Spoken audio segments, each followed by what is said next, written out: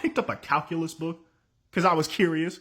I looked inside and he saw me looking at it. He said, "What you know about calculus?" And I was like, "Stop it." It sounded like a grandfather seeing his grandson listening to old music and shit. You don't predate calculus just because you know everything about it. I asked him, I was curious. I said, "Son, are you looking for a girlfriend? Or a boyfriend? Or just any friend? Like, are you in the love game?" He said, "Father, I do not seek out any companions until the war is won." What the fuck does that mean? What war? The war in the hood? Look, I know death is not funny. I know that the tragedy of street life is not funny.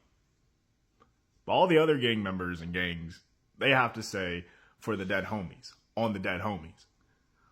My son, he gets to say, "For the alive homies." I have not suffered any casualties or any deaths at all, and that's all due to my son. I'm not gonna lie about that. For the alive homies. He told me, "Father, I know the anti-life equation." I said, "You fucking what?" I said, "You know the anti-life equation?" He said, "I know the anti-life equation is purely fictional." I said, "Ooh, he's a jokester."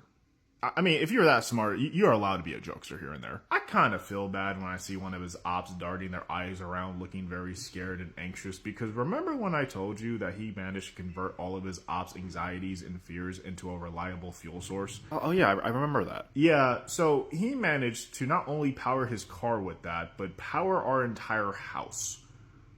Typically, when I see anyone, and I mean anyone, looking very afraid and worried and stuff, I do feel bad. But I did see an op of his strolling down the street ever so casually, looking upbeat. I guess he just got paid or whatever. I sighed like, I hate to do this. I went to go get my Glock, opened up my window, aimed at the sky, boom, boom, 2 shots. His op is squirming. Ah!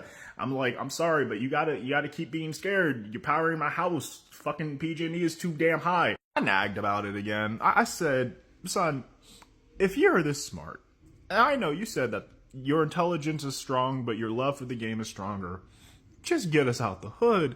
Get us out the trenches." He went to his room, came back with a briefcase full of money. Hundreds, bands, we're talking. He shoved it to me, and he said, "Go." I said, "Offspring." I know it's not cool when I do it, but you must have misheard me. I said us. I'm not leaving you. I said us. I shoved the briefcase full of money off the table. And admittedly, I went to get like a couple bands. Because come on, there's a fucking couple bands.